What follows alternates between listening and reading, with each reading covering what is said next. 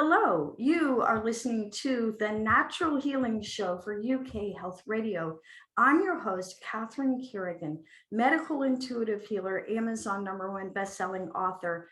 You can find out more about me and my work at catherinecarrigan.com and unlimitedenergynow.com. While you're there, definitely sign up for my newsletter so you can learn even more about how you can heal yourself naturally. Now, our guest today is Keith Hodge. Keith Hodge is the founder of Intuity International and an instructor at an international healing academy. You can find out more about Keith Hodge and his wonderful work at his website, intuityinternational.com. Welcome, Keith Hodge. Thank you for having me here. So here on this show, the Natural Healing Show, we talk with expert healers such as yourself from all over the world. And you are coming to us today from Ibiza, right? Yes, Ibiza is one of the Balearic Islands off of Spain. Oh, beautiful. And we talk about many forms of natural healing. Today, we're going to be talking about ancestral healing. What is ancestral healing? So, ancestral healing is where we have been born into a lineage of wounding, you could say.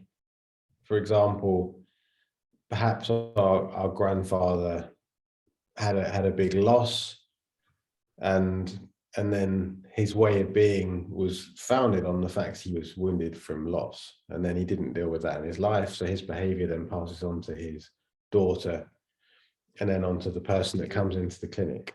Like there's just like a lineage that and it would differ from, but also be linked to personal wounding, like inner child wounding, which a lot of therapies focus on.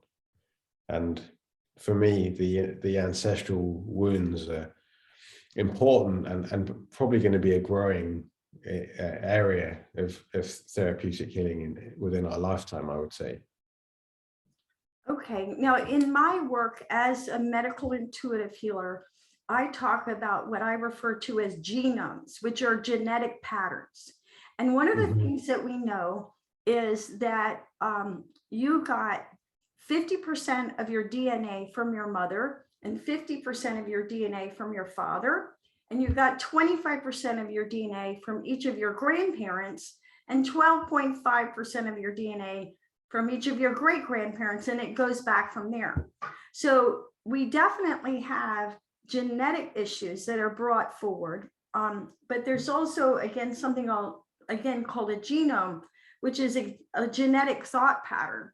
And this genetic thought pattern could affect any aspect of our being, whether it's our financial, how we handle money, how we handle our relationships, our addictive tendencies, and really, truly any aspect of our being.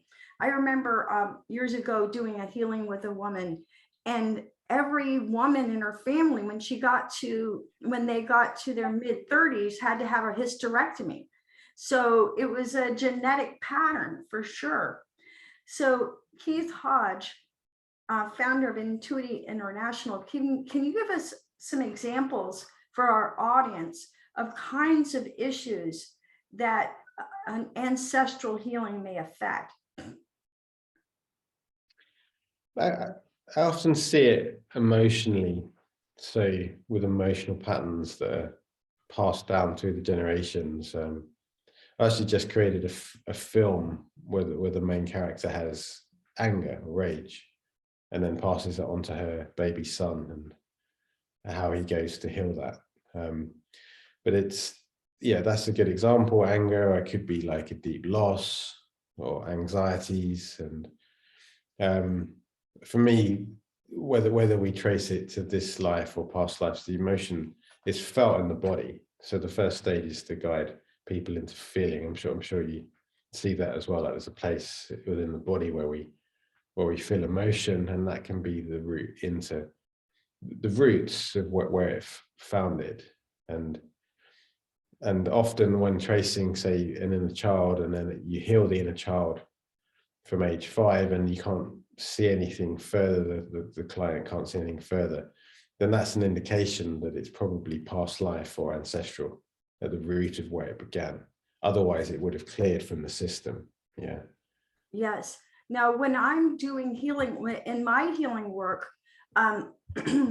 let's say, for example, that someone wants to clear the pattern of addiction. I'll find the age or the ages at which significant events triggered or started the pattern. And sometimes it goes all the way back through our lifetime.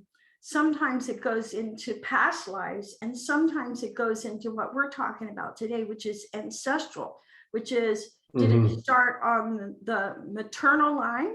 And then you have to go back. Did it start with my mother, my grandmother, my great grandmother, or did it start on the paternal line? Did it start with my father, my grandfather, or my great grandfather? And I can give lots of examples about patterns that started with ancestors. For example, I remember years ago dealing with somebody who always had trouble with money. And we did an ancestral healing with a healing that I call a 7-generation healing. And we looked at, I believe in her case, we went through the paternal line, her father, her grandfather, her great grandfather, and going all the way back to 7 generations. And we went through the patterns of how these individuals, how her ancestors had dealt with money, their feelings about money, and what they had learned and not learned about money. Another example, I remember years ago working with a lady who had struggled with alcoholism, and she'd been clean, I believe, for 7 years, but was still really struggling. And she said, I'll never forget, she said, it's like I swept that floor and swept that floor. And I'm like, it didn't start with you. And I think that many people who are struggling with addictions, they're absolutely dealing with ancestral issues. And both at the chemical level, but also at the genome level, where there's thoughts and emotions like you're talking about that are being carried forward. And certainly, for sure, health issues can start, whereas everybody in my family gets this kind of cancer, or everybody in my family gets this kind of heart disease.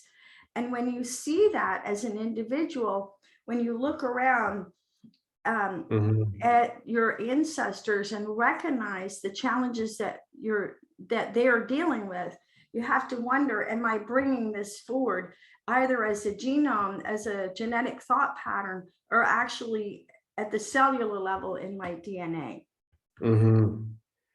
Yeah, I work with psychic surgery, and I see that with shifting DNA, and the more physical site or ancestral healing. I agree. These things can be passed on, and it's up to us to be brave enough to face what's been passed and heal it within our system, so that we don't have to express that pathology any further. Yes. So you just mentioned psychic surgery, and many of our audience may have heard of energy healing. What is psychic surgery? Psychic surgery is a healing system that's specialized in the physical, and the healing systems I teach are with guide teams. So many people listening may have heard of guides or work with guides, and it's something I teach in my academy. Most people have a main guide, a spiritual advisor that guides them through the path, and a healing guide. And for those that become more specialized in the physical, they have a psychic surgeon guide. And these guides have trained very deeply into the specifics of how to, there's a technique I teach called the blueprint. So you map out the physical spectrum of energy, from the very dense, like the bones, to the very light, like the etheric body, the aura, and everything in between. So you can pinpoint, okay, it's in this part, it's in the liver, that this issue's held, and then you can start to trace, okay, so this liver in the liver is past life. And so it links to what I'm saying with the ancestral that we're talking about, like a physical issue may be ancestral in the body, but it may be from some other pathway. and psychic surgeons can help shift the DNA. So that's kind of an overview of what psychic surgery can help. So how does psychic surgery differ from energy healing? It is energy healing. It's a form of energy healing. Yeah. Now, I understand that you have recently filmed a movie about ancestral healing. Can you share with us what this film is about and when it'll be available? Yes. So this is been filmed in Ibiza and with some beautiful people of the island, and we're going to be launching it here in June, and then we'll be creating an online version for people to enjoy. And I run an event called Intuitive Bliss, which is monthly and it's free, and it's an ambient healing set that I DJ whilst guiding through a particular healing topic. Like this month's one was on power retrieval, and next month's will be on the throat chakra, how to open the voice, the expression. And so the film is an Intuitive Bliss on ancestral healing, and it starts with a character in our generation who is clearly expressing anger and upset with her partner, and then the movie takes it back to, like, it's tracing this sort of tree back to the source, and you see different ancestors, and then so it's another 5 generations back from her is the female that, to begin with, you see her like happy with her partner, enjoying life, and then he meets another woman and leaves her, and then this sort of rage appears in her system. So you can see where the origin has come from, and then you come back to the character. She's pregnant and she gives birth to this baby boy who also inherits the rage, and that the film is on his journey to meet a shaman and to heal this, to do a journey back himself to the ancestor and to heal this wound. And so the audience will listen to the music set that I'm DJing and my guidance of their own ancestral healing, whilst watching the journey of the characters on the, and we'll project it like onto a dome. There's a beautiful dome in Ibiza that we're going to use, and yeah, looking forward to launching that. Okay, and that's in June 2022, and people will be listening to this interview for probably years to come. But yeah, so there will be an online version being created, and we can link it, I guess, to these videos, right? So people can check it out. Yeah.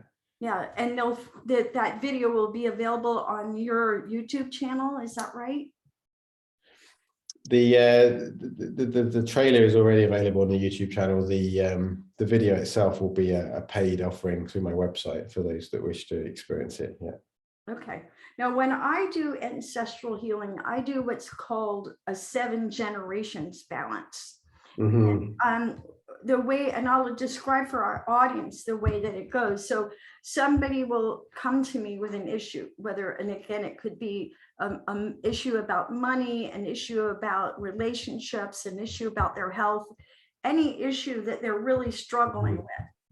And then I'll figure out which lineage this pattern started with. Again, did it start with the maternal line? Did it start with the paternal line? And certainly when it comes to our deep issues, we can absolutely get them from both our maternal ancestors and our paternal ancestors, but I'll pick the priority.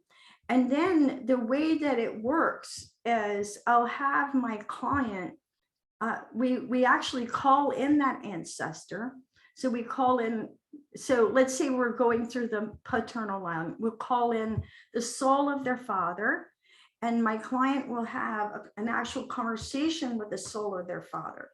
And then we'll call in their paternal grandfather, and then the client will talk to their paternal grandfather, and so on, all the way back 7 generations. And when you go back 7 generations, you're going back to, I believe, 1.25% of your DNA.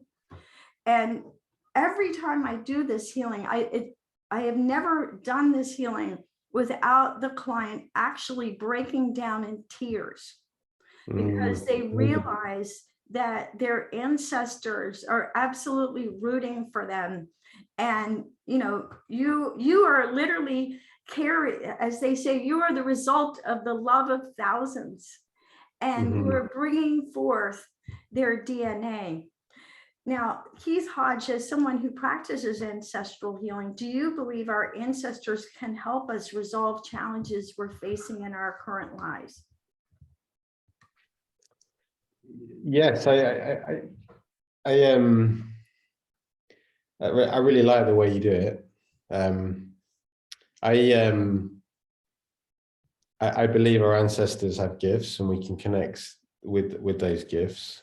I usually, it's the same with past lives. The most common way to go into this is because there's a wound that one or many of them carry, and so in that case, we're not going in for their teachings or advice. We're going in to support them to complete on that life that they went through. And I hear that the 1.25%, 7 generations, that makes sense with the physical, the DNA. I guess the main area that I do ancestral healing is the sort of the psycho-emotional, the states of being that have been created by trauma, by wounding. And it could go back 7 generations, it could go back much further than that. It's like this, it's been passed down, and it's a behavioral thing more than a DNA thing, I find. And then it gets expressed one way or the other through the duality. So if one person's raging, another person might be really fearful of anger, So each ancestor might position himself somewhere on that spectrum. And we're going in to the original ancestor who experienced this, and then the client meets them and they're supporting their ancestor in being able to express and to move through and to heal what was once created. And then they release, they go into the light, so they're no longer stuck in this lineage. And then every other ancestor that follows them has the opportunity, if they want to let go. They also have the opportunity to hold it because it's free will. And then it will become a personal wound at that point, and then it goes all the way into the client, and they feel it release from their body. Very powerful. And I appreciate what you said, because I interview a lot of different healers, and I joke it's like cooking. It's like, how do you cook your vegetable soup? It might be a little bit different. So when we do this ancestral healing, in your experience, does it clear issues forward so that our children and their children no longer struggle with these patterns? 100%, if the children haven't arrived yet. Yeah. And if they are already birthed and adults, for example, then what it does is it makes it easier for them. They still have to choose, is this going to be a personal wound of mine, or am I going to jump on the back of this shift that my mum or dad's done and release it all really quickly? And that depends on their consciousness level at the time. Yeah. Okay, now with that great insight, we're going to take a break and listen to a message from one of our commercial sponsors.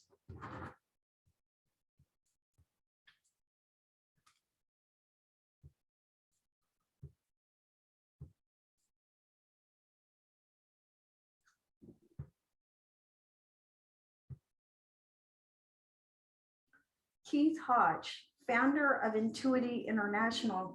When a person has done a lot of inner work already and still feels stuck with a particular issue, why do you think it can be so helpful to do ancestral healing?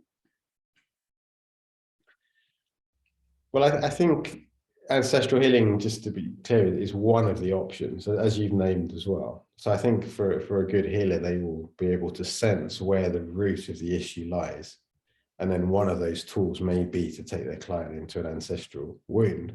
And if it is an ancestral wound, it's absolutely key, in my opinion, because I don't know how else they would heal it until they help the ancestor to heal. It's like it gets passed on, and then someone has to unplug it. And so that's the gift that you're giving to your client, is that they get to be the one who unplugs from it. And no amount of inner child healing would transform the wound. In fact, a lot of people have already done all the inner child healing when they find their way into ancestral healing. Yes, for sure. Now, what, in your professional opinion, what is the difference between ancestral healing and past life healing? Well, ancestral is not personal.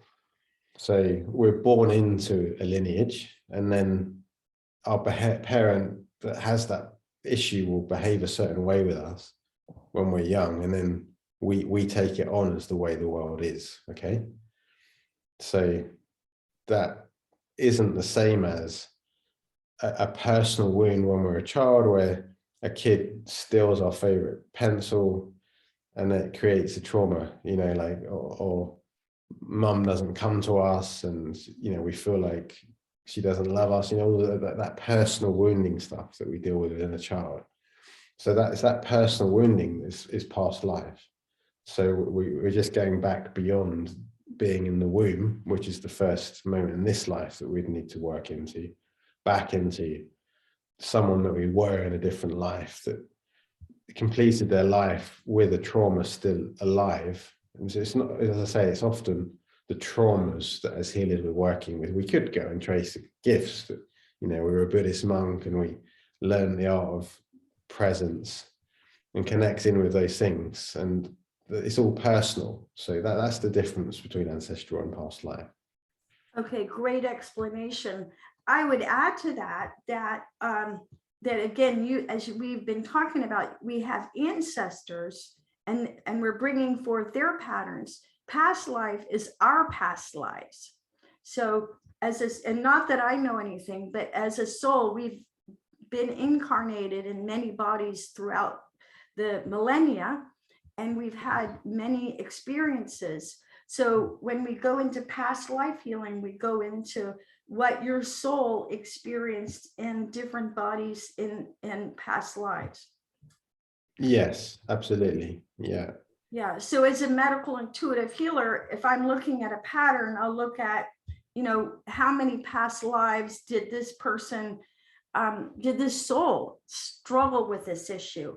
And how many past lives, when was that? And, what were the issues at that time? Yeah, I think we've got a similar crossover of work. For me, I don't tend to look at how many, I look at the strongest, the most impactful life, or the origin. And I find between those two, it's like a thread comes out in all the other lives. Yes. Could you give an example for our audience from your work of an example of an issue that was a past life issue for a client, and then another issue that was an ancestral issue? Yeah, sure. When I was just thinking of an ancestral one that I traced, it was really crazy, actually. Like I was sitting out in my beautiful wild garden here in Ibiza, and I had felt this sort of anxiety in my body that I was like, I need to trace this and see what it's coming from. And then as I traced it, I just kept going back and back and back ancestrally. And I ended up seeing this man in a cave, and he was petrified. The world didn't occur to him as safe. And he had lost a child to a wild animal, been eaten, and he was like, how do I protect the rest of my family from this unsafe world? And this is this sort of like primal fear was in him, and I helped him to heal that, to release that. And I was like, wow, I mean, must be going back thousands of years here to this man that is still carried in me, in my body to this day. Yeah. Fascinating. Yeah. And so that would have been an example of an ancestral healing. That's ancestral. Yeah. Past life, I mean, I could pick dozens, but there's one that stands out, of like a woman that was her voice was restricted, and when we traced this fear, there was an anger as well. There was a memory of a past life where she was in the village, in the square, and being accused of being a witch. And being forced to own up to that, and not expressing herself, just closing down, not saying anything, and then being hung in this, like, the memory of the noose around the throat. And there's huge anger needed to come out of that. It's like, because, you know, probably just being a herbalist or something in those, like, times, and then and being really shut down and persecuted. And so that gets stored, it gets stored in the body, like the memory of it, and it starts to come through again in this life. And then when she was able to let go, there was huge release and relief and tears, and then that life went into the light, and it's no longer being expressed in her being anymore. So that's just one example of past lives I could give. Yeah. Really beautiful examples, and you gave an example from yourself. I'll give an example for myself. When I was younger, I struggled with a lot of depression, and I'll never forget doing a healing on the source of it. And in another lifetime, I had been one of the soldiers who crucified Christ.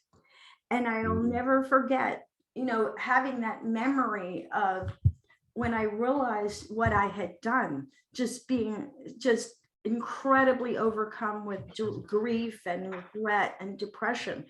And so again, a lot of the stuff that we carry forward, these deep issues, are again ancestral or past life. And I think it's important to look at both of them.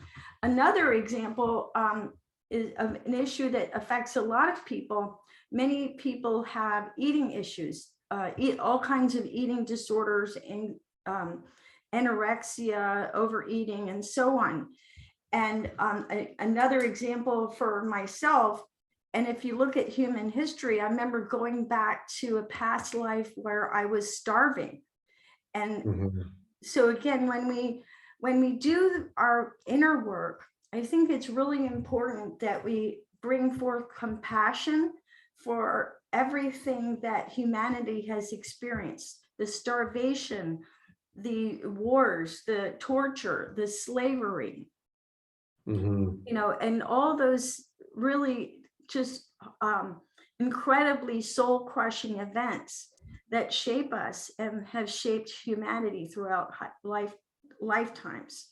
If you can look back at your work with different clients in ancestral healing, can you share a story for us of perhaps the most profound ancestral healing that you've done with your clients?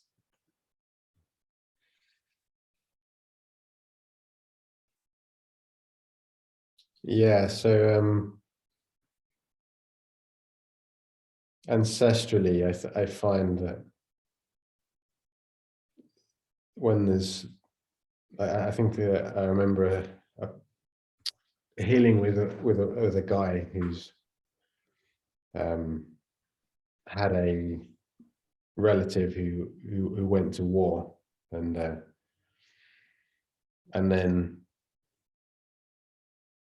he was in this place of, like, feeling guilty all the time, and like needing to please women. That was what he was working on with me at that session. And I don't remember how many generations, I think it was quite a long way back, and he found this ancestor, who'd gone to war and then come back to his partner having left him for another man, and then being torn between these two emotions of the guilt of, like, he should have stayed with his wife and looked after her and he loved her, and then the anger of, like, why didn't she give me the time to do what I needed to do? And the very conflicting emotions that was passed all the way down to my client, and playing out in his body now. And that was a huge shift he went through as he saw that in himself. Great story. Now, with that, we're going to take another break and listen to a message from one of our commercial sponsors.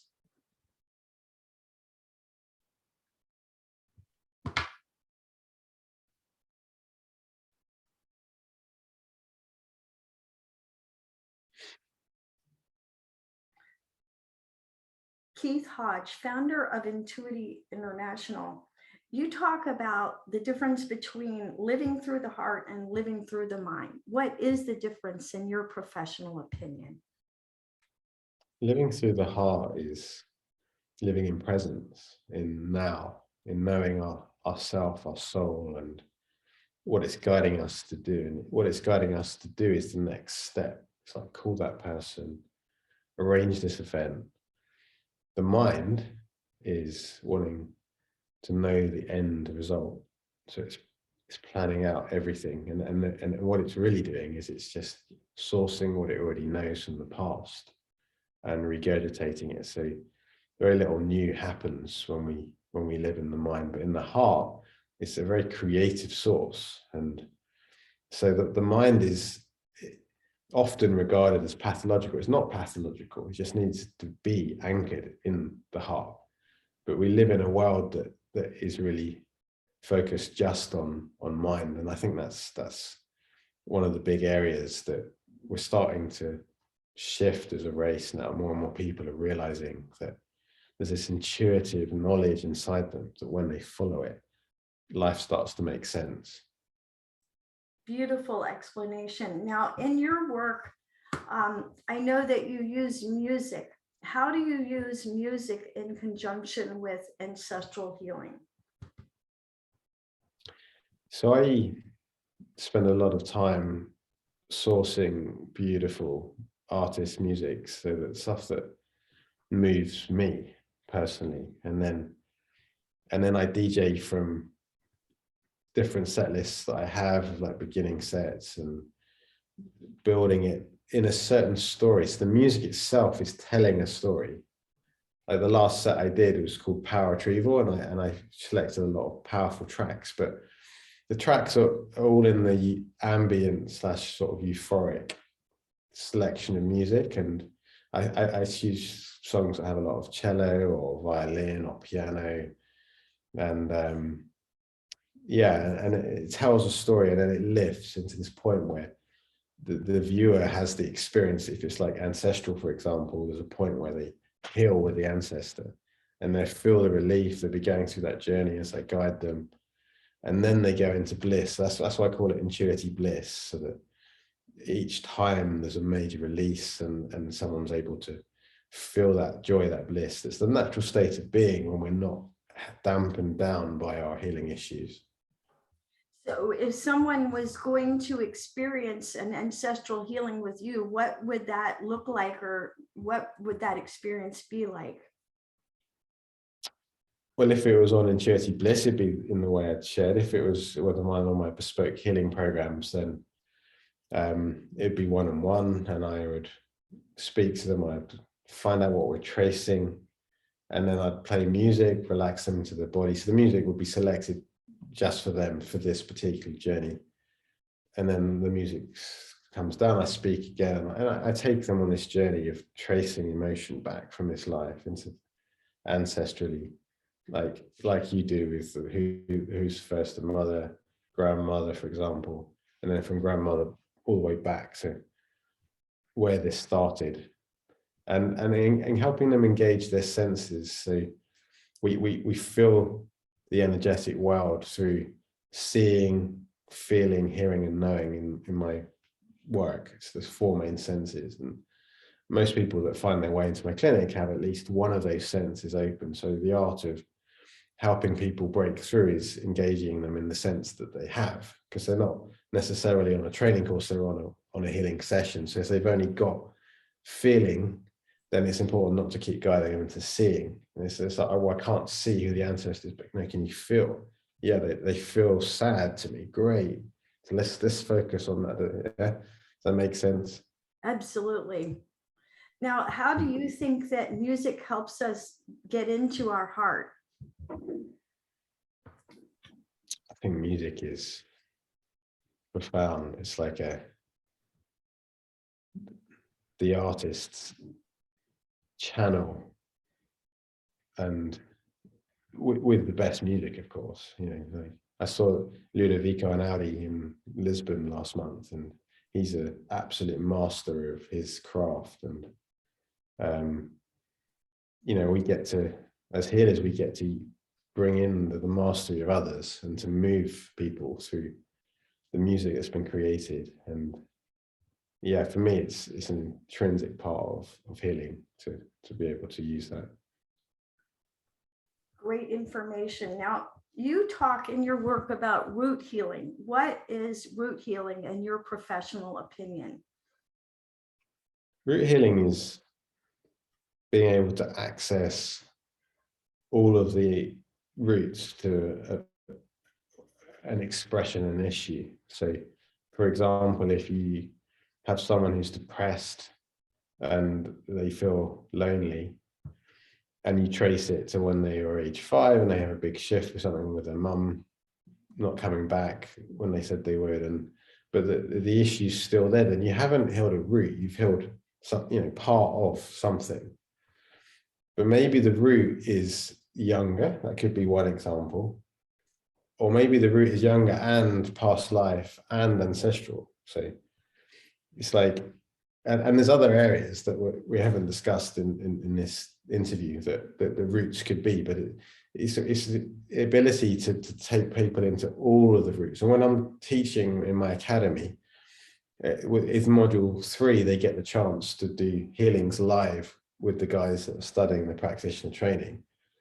And they will typically pick one of the thing that they can see the most and create a shift, but they haven't got all of the areas. So I'm coaching them in that particular module how to, in one healing session, get all 3 areas, say, shift it, and then see the difference in their client when they're able to let go in that way.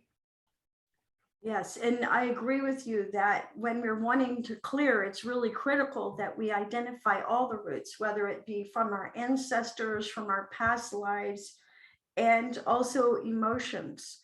So in addition to past life healing and ancestral healing, what are you think, will you give an overview for our audience about other aspects of root healing?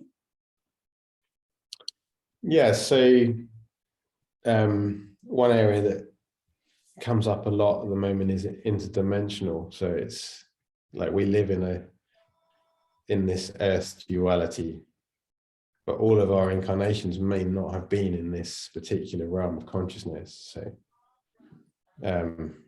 when we trace things like that, they can not make that much sense to the mind, but it's the same effects. Once you shift it, then the root can not be in the system anymore. And I think one thing for the audience that is really important, and that from my perspective, is that these things aren't necessarily true or real. Like, yes, we can say we had a past life, but for someone who's quite analytical, wants facts, like the most important thing is that it's a story that's imprinted in the consciousness.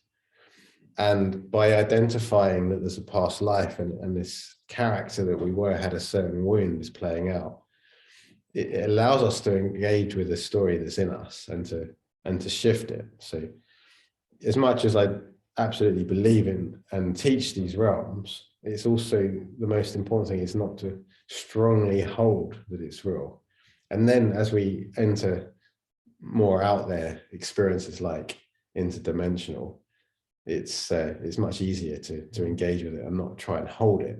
And so the other areas is like the shadow realm. So we live in duality, and you get the extreme beautiful light, like the seraphim, the angels, and then you get the shadow beings and experiences and everything in between.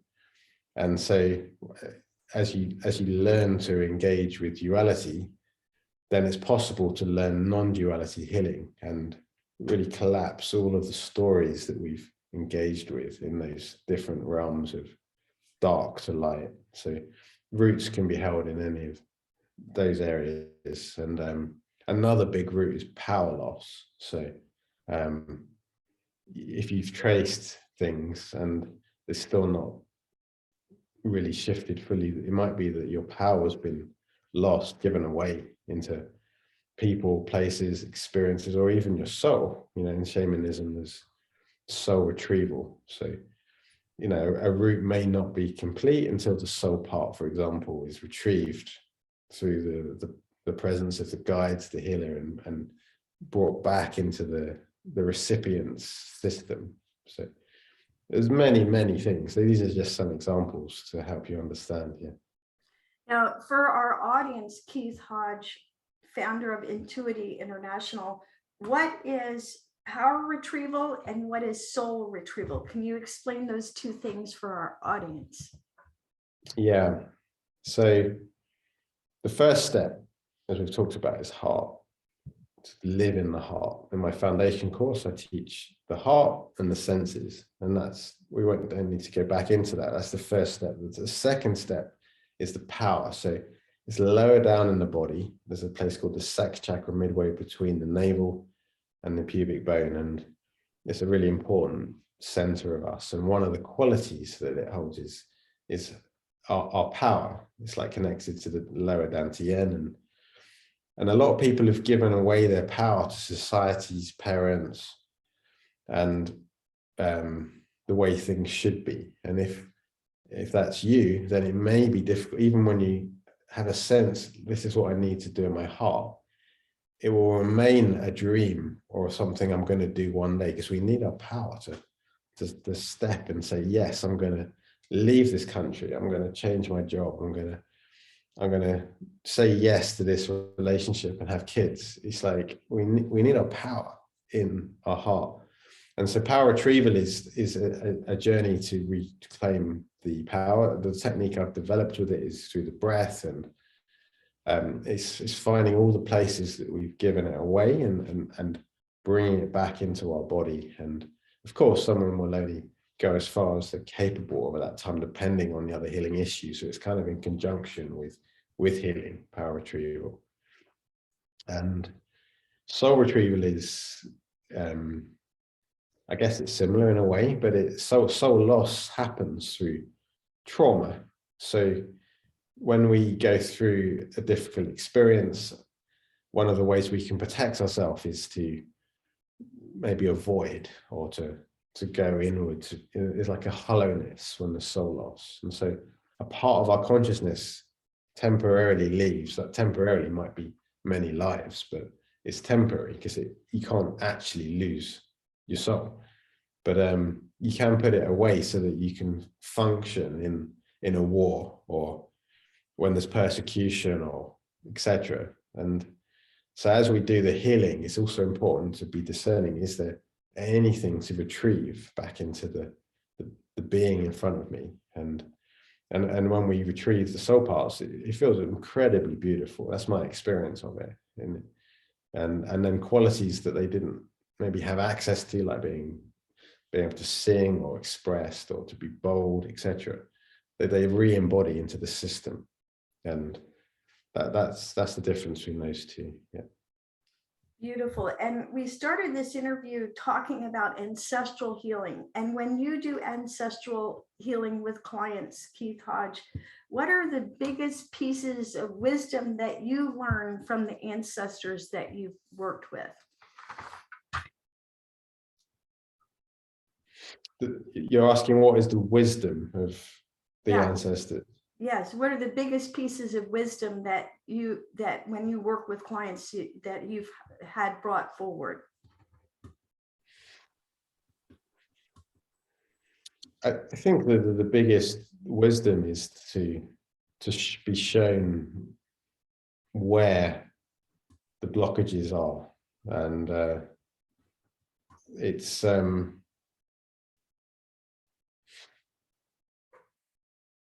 I think if you take certain cultures, then there's a lot of wisdom in, like, if you took Native Americans, or like someone with shamanism in their society, then the ancestors have a lot of wisdom to give. And in the West, the wisdom is maybe being more created now. And I don't personally go into looking, and I know a lot of shamanic traditions go for the wisdom of ancestors, and that's not something I teach, and I'm always open to it, and I've seen it a few times, like ancestors saying for someone they need to open their heart, or this is the root of their problem, or but the approach I have is let's work with masters, people who've transformed. And now if an ancestor has become a master, then spectacular. But usually ancestors haven't evolved their consciousness to mastery.